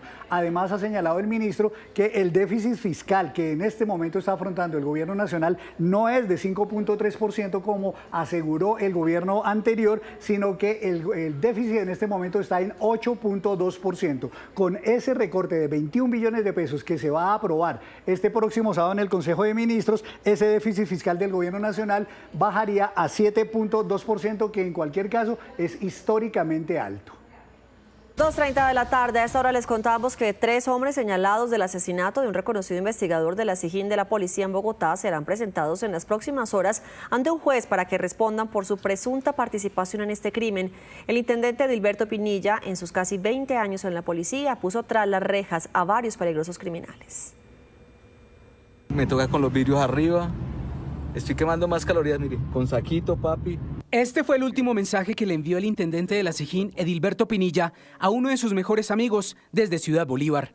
En un mensaje, Pinilla le explica que va rumbo a Ciudad Bolívar, sur de Bogotá, para ubicar a los asesinos de 3 personas en esa localidad. Cuentan las personas cercanas al intendente que un supuesto testigo lo habría citado en este sector para revelar información del paradero de los criminales que buscaba. Al llegar al lugar, varios hombres atacaron a tiros la camioneta en la que se movilizaban los investigadores de la SIJÍN. Rumbo a un hospital de la zona, murió el intendente Pinilla, producto de al menos 4 impactos de bala en el cuerpo. Rápidamente la reacción policial permitió capturar 3 personas. Uno de los acompañantes del intendente reconoce a estas personas. Podemos decir que capturamos 3 personas, 3 armas de fuego, 2 revólveres y un arma artesanal. Podemos decir que son del grupo delincuencial común organizado La Plancha, que delinquen en Ciudad Bolívar. Por su parte, el alcalde Carlos Fernando Galán pidió a la policía no descansar hasta capturar a todos los miembros de la banda responsables del crimen. Yo soy el intendente Edilberto Pinilla Cárdenas. Para sus compañeros y amigos, Pinilla era uno de los más experimentados investigadores que desde hace más de una década siguió y atrapó a peligrosos delincuentes, como lo registró en su momento Noticias Caracol. Conocido con el alias del Visco en el mundo criminal, en el video se ve al investigador de la SIJÍN de la policía de Bogotá, Edilberto Pinilla, no solamente atrapando al señalado delincuente, sino también lo custodió hasta que lo enviaran a la cárcel. Pinilla también se infiltró en peligrosas bandas de traficantes de drogas en Bogotá. Los grabó durante meses, como se observa en este video, que fue clave para desarticular al menos 10 bandas y poner a sus integrantes tras las rejas. Tenía 3 condecoraciones, menciones honoríficas, 57 felicitaciones, oriundo de un municipio del Tolima, 19 años en la policía, 0 sanciones, un policía ejemplar. También fue ejemplar como esposo y padre de su hijo de 10 años, como lo reconocen sus amigos. Ayer eran como las 5:18, lo llamé para preguntarle una bobada. Pues siempre lo recochaba, lo llamé para preguntarle una bobada, pero pues nunca me contestó. Por la noche fue que me enteré por unos amigos lo que había pasado al Pini. Muy buen amigo, demasiado buen papá, buen esposo. Me hablaba maravillas de su hijo, quería mucho a su viejo. Me decía cosas que cuando él se muriera le llevara una corona grande. La verdad, muy difícil, muy difícil. Y así, con una sonrisa, Luz y su familia quieren que el país recuerde al papá, al hijo, esposo, al consejero y buen amigo, el intendente Edilberto Pinilla. Muy, muy triste. 2:34 minutos. Miren esta historia. Lo que inicialmente fue presentado como un suicidio, hoy es investigado como un homicidio. La muerte de un funcionario del Tribunal Superior de Barranquilla dio un giro radical. Su esposa, una investigadora del CTI de la Fiscalía, fue capturada y ahora es la principal sospechosa de haberle causado la muerte. El 22 de marzo de este año, la muerte de Aldemar Alfredo Avendaño sacudió a la comunidad y generó sorpresa dentro de la rama judicial en Barranquilla. Era citador del Tribunal Superior de la ciudad y su cuerpo fue encontrado dentro de su vivienda con 3 impactos de bala. Aquella noche, la primera versión de lo ocurrido la entregó su esposa, Shirley Mildred Hernández Rojas, investigadora activa del CTI. Dijo a las autoridades que estaba en otra habitación cuando escuchó los disparos y que al salir a ver qué había ocurrido, encontró a su esposo sin vida. 5 meses y 4 días después, el caso dio un giro. Shirley Hernández, la esposa, terminó capturada y señalada como la principal sospechosa del crimen. Usted está siendo capturada por la policía. De manera paradójica, la mujer que hacía parte del cuerpo encargado de apoyar las investigaciones penales de la Fiscalía, ahora está sentada en el banquillo de los acusados frente a un fiscal de la unidad de vida. Fue ultimado por parte de la misma esposa, quien le ocasionó 3 heridas producidas por proyectil de arma de fuego en cabeza, tórax y miembro superior izquierdo, las cuales le causaron trauma craneoencefálico de carga única, siendo su manera de muerte violenta, homicidio. Para la Fiscalía, una de las claves para reconstruir lo ocurrido está en la forma en la que fueron producidas las heridas y en los disparos que recibió la víctima. Según el ente acusador, estos no serían compatibles con la hipótesis inicial del suicidio.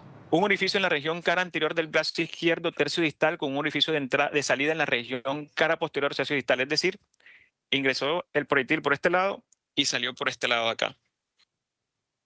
Y un tercer orificio en la región parietal sin orificio de salida. Región parietal, es decir, esta parte de aquí, sin orificio de salida, es decir, que quedaron en el cuerpo.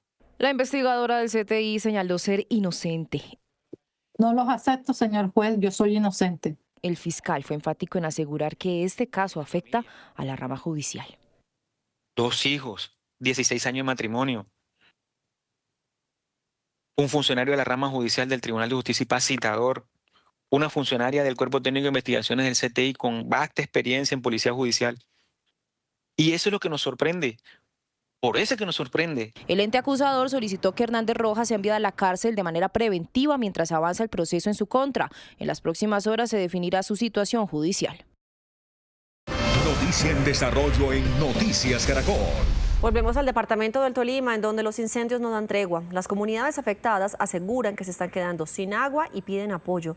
El presidente Abelardo de la Espriella viajó a la zona afectada e hizo importantes anuncios. María Juliana Reyes, ¿cuál es la situación? ¿Qué más dijo el mandatario?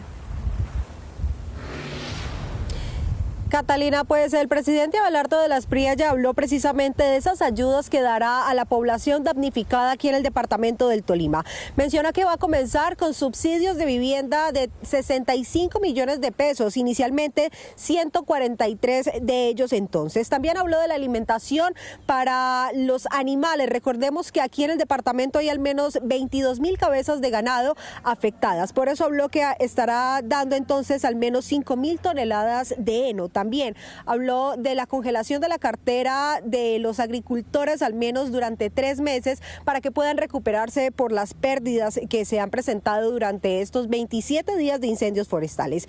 Con respecto a esa recuperación de los cultivos, va entonces a enviar recursos por 7.000 millones de pesos destinados precisamente para eso. Y también habló de las recompensas que se van a hacer para aquellos que estén iniciando, teniendo entonces realizando estos incendios forestales. Habrá una recompensa de 50 millones de pesos para quien dé información que permita dar con la captura de estas personas inescrupulosas, y también habló que se darán 500 millones de pesos de recompensa para los cabecillas que al momento están señalados como los promotores de estos incendios forestales. Estamos hablando de alias Yamaha y Amazonas. ¿Ustedes saben cuál es el cáncer que más muertes causa en nuestro país? Es el cáncer de estómago, por eso hoy un llamado a la prevención y al diagnóstico temprano. Doctora Fernanda, buenas tardes. Alejandra, buenas tardes. Aunque poco se hable del cáncer de estómago, miren, las cifras son contundentes. Cada hora en nuestro país alguien es diagnosticado con esta enfermedad, pero lo más grave es que la mayoría se detecta cuando este cáncer ya está muy avanzado y es poco lo que se le puede ofrecer en cuanto al tratamiento. De ahí que sea el cáncer que más muertes produce. Escuchen esto: un fallecimiento cada hora y 20 minutos en Colombia. Pero lo que quiero que recuerden es que podemos cambiar esta realidad. No normalicen ni se acostumbren a vivir con ardor en el estómago o con agrieras. Cuando eso lleva más de 2 meses y nada que mejora, hay que consultar. Y ojo, mejor aún es ir a los chequeos dependiendo de sus factores de riesgo, incluso antes de tener síntomas.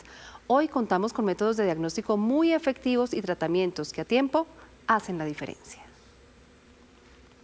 Yo sentí una molestia muy grande un día que me tomé un antitusivo para la tos y sentí un dolor grandísimo y dije, tengo cáncer.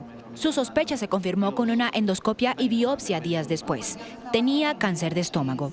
Una condición muy frecuente pero poco visibilizada y que hoy se considera un problema de salud pública. En Colombia casi 6.000 personas fallecen cada año por esta enfermedad y alrededor de 8.900, casi 9.000 casos son diagnosticados como nuevos pacientes con esta enfermedad. Desafortunadamente los diagnósticos se hacen en estadios muy avanzados, en estadios 3 y 4. Este tipo de cáncer es silencioso en etapas iniciales o causa síntomas muy inespecíficos como ardor persistente en la boca del estómago, agrieras o sensación de llenura. Por eso, muchos pacientes llegan cuando ya la enfermedad está muy avanzada. Duré 2 años que tenía dolor de estómago, tenía gastritis, se me soplaba el estómago con cualquier cosa que comía. Hay personas que no tienen síntomas en este momento y piensan que no tiene riesgo de cáncer gástrico. Eso no es cierto. Hay personas que sin sintomatología ya tienen una progresión de cáncer gástrico. El riesgo de desarrollar cáncer de estómago es mayor en hombres que en mujeres y también influye, entre otros, si hay antecedentes familiares de la enfermedad, si consume alcohol, fuma, es sedentario, come pocas verduras y frutas o si tiene exceso de peso. La mayor causalidad del cáncer gástrico es el Helicobacter pylori. Y resulta que 8 de cada 10 personas en Colombia tenemos el Helicobacter pylori. El Helicobacter pylori es una bacteria que crónicamente produce inflamación. ¿Cómo se adquiere el Helicobacter pylori? Se adquiere por ingesta de alimentos mal lavados, mal cocinados, por no lavarse las manos. La mejor manera de detectar tempranamente el cáncer de estómago es a través de la endoscopia. Se diagnostica alrededor de los 62 años en promedio. Un cáncer gástrico temprano, para que se vuelva una lesión avanzada, más o menos puede transcurrir entre 3 a 4 años. Entonces uno diría son 58, 56 años. Entonces una persona en nuestro medio debería tener una endoscopia inicial basal por lo menos a los 50 años. Entre más temprano se identifique el cáncer, los tratamientos son menos invasivos y permiten un mejor pronóstico y calidad de vida. Uno puede tener lesiones muy tempranas o lesiones muy avanzadas.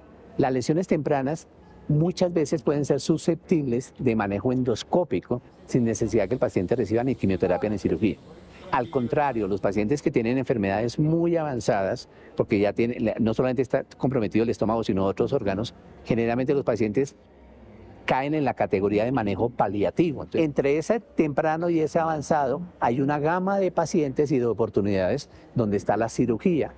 O sea, es decir, que hay algunos pacientes que se pueden llevar directamente al manejo quirúrgico con la probabilidad de que puedan tener intención de manejo con intención curativa. El cáncer de estómago no es una sentencia de muerte. Como se mencionó en el foro Escucha a tu estómago, se puede prevenir y detectar a tiempo. Insisto, es mucho lo que podemos hacer: la alimentación, la actividad física, el control del peso, los chequeos regulares, la consulta cuando los síntomas se vuelven constantes y no mejoran.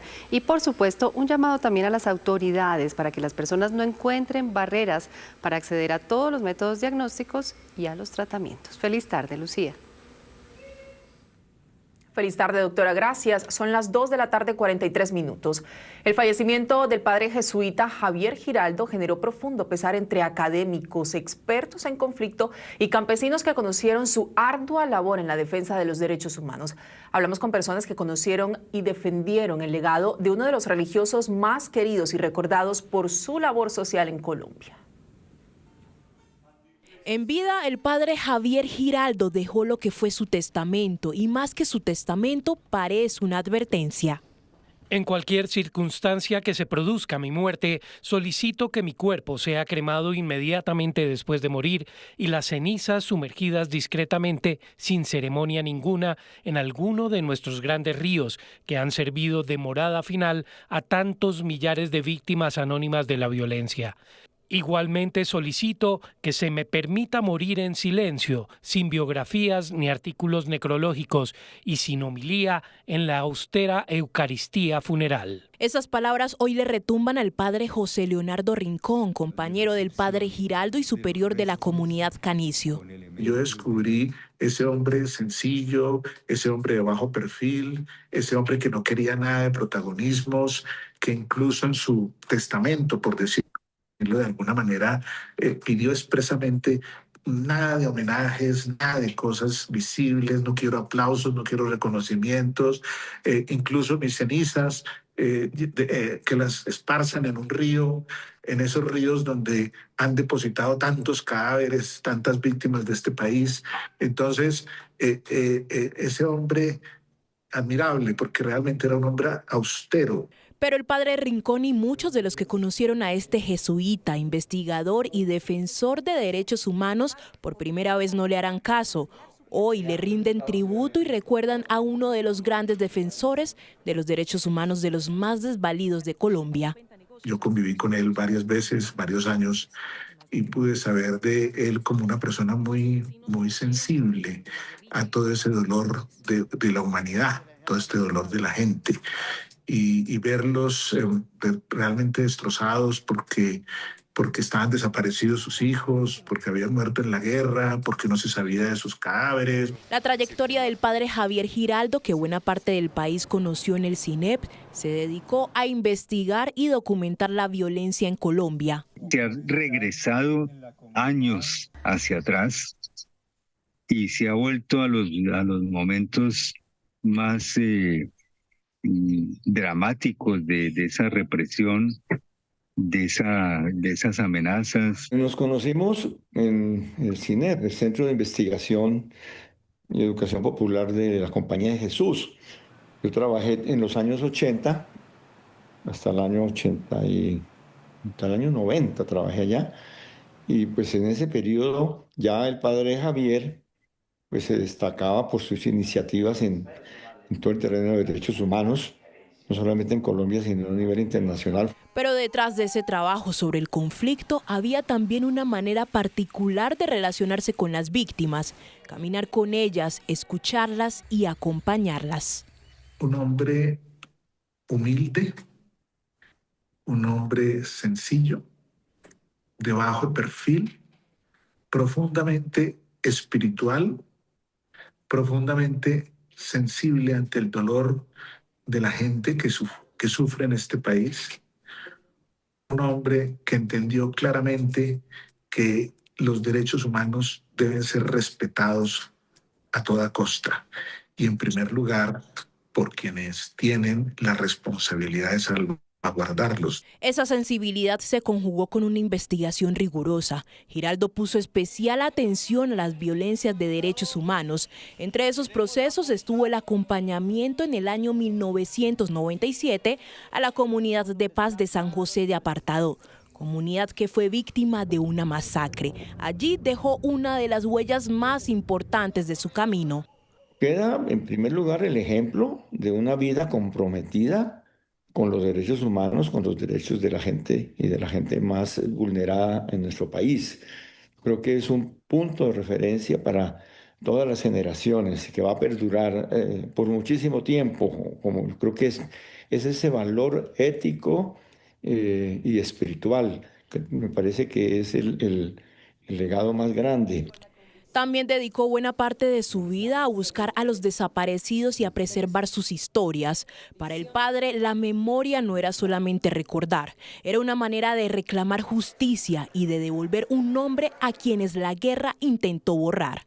Del trabajo del padre Javier Giraldo siempre estuvo enfocado, digamos, en términos muy concretos, en, digamos, caminar hacia un reconocimiento de la responsabilidad de agentes del Estado en la comisión de graves violaciones a los derechos humanos. Esa misión le generó al padre Giraldo muchos enemigos, muchos detractores que lo llegaron a calificar de simpatizante de la guerrilla, de los grupos radicales de izquierda. Un señalamiento que quienes lo conocieron califican de injusto, con un hombre cuya única ideología fue la de proteger a los más débiles.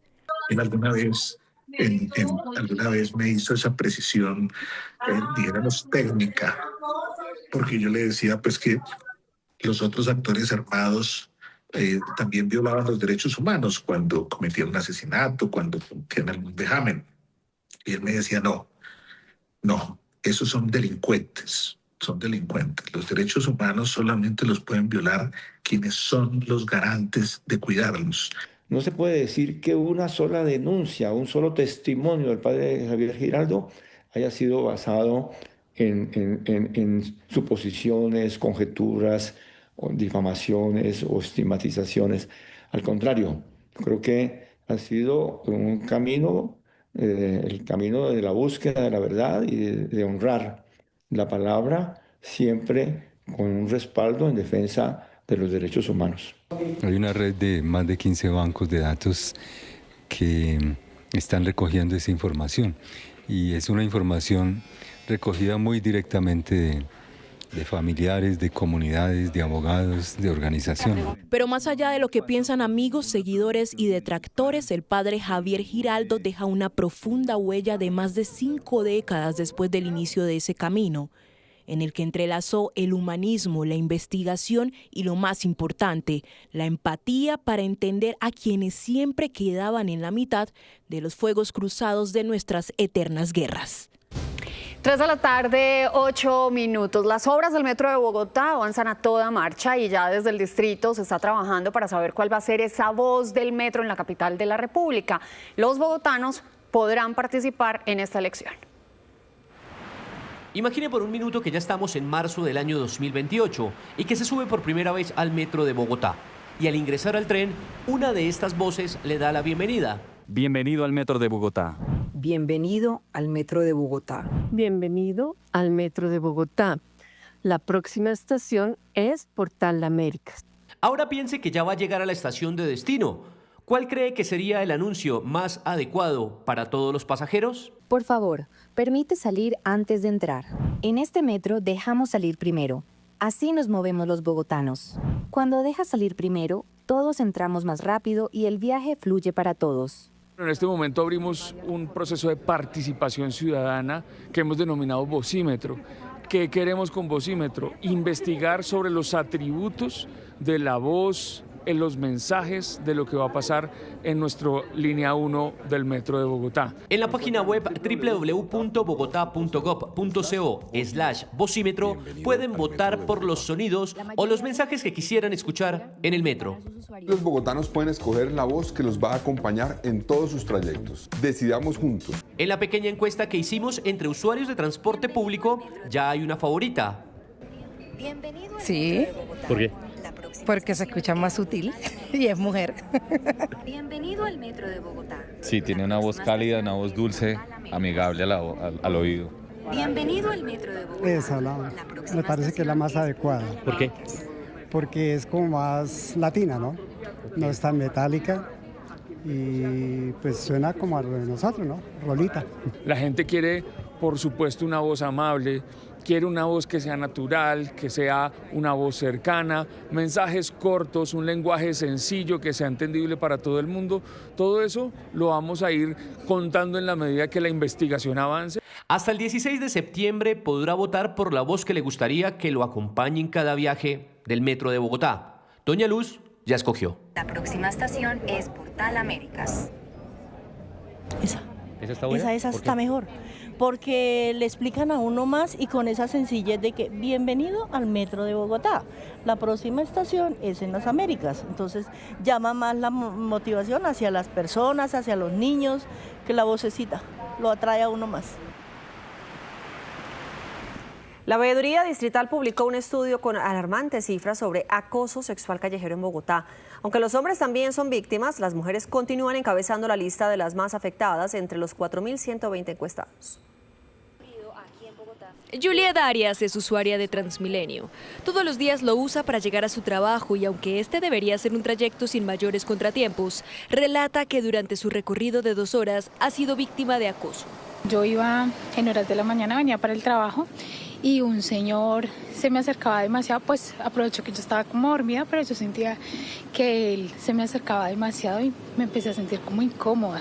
Así como ella, el 51.6% de las mujeres y el 15.8% de los hombres ha sufrido situaciones de acoso en las calles o en el transporte público, según un reciente estudio de la Veeduría Distrital. Lo que me pasó principalmente, personas que en un taxi, en un carro, en algún sistema que se movilice, le gritan a uno, lo chiflan, entonces pues como que ese tipo de actitudes. Las más afectadas siguen siendo las mujeres. Uno se siente en peligro, yo me siento violentada, yo siento que me están transgrediendo, yo siento que no puedo estar tranquila en un espacio en el que pues debería estar muy cómoda y pues no es así. Entonces pues se vuelve como muy desmotivante, como saber que cada vez que uno sale a la calle pues va a tener que atravesar estas situaciones. La encuesta también revela que el 95.4% de las mujeres se sienten inseguras en espacios públicos y el 73% no sabe dónde denunciar. Me dijeron, ¿cómo pues eso pasa? Somos mujeres, toca acostumbrarse. Y ya no hice más. Las conductas más reportadas fueron gestos morbosos, silbidos o besos al aire y comentarios sobre el aspecto físico. Tenía como, creo que 15 años. Estaba caminando en la calle normal y pues llegó un señor y me cogió la cola, súper de la nada. Pues yo me asusté y salí, fue corriendo a pedir ayuda, pero ya el man se fue y no pasó de más.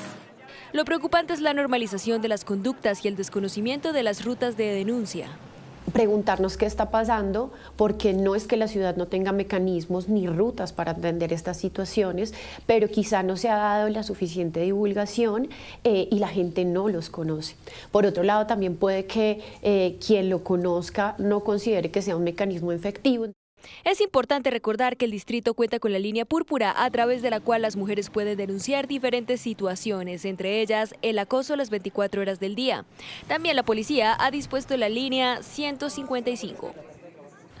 Juanita bonita, como dice la canción. Claudia, gracias. Y a ustedes, gracias por su sintonía. A las 7 de la noche los esperamos en una nueva edición informativa, pero pueden seguir conectadísimos con los hechos del día con Pablo Arango a partir de este momento en la señal digital de Noticias Caracol. Aquí en el canal Caracol ya viene Ciudad Lejana. Estas Noticias Caracol. Primero la gente. Feliz tarde. Feliz tarde.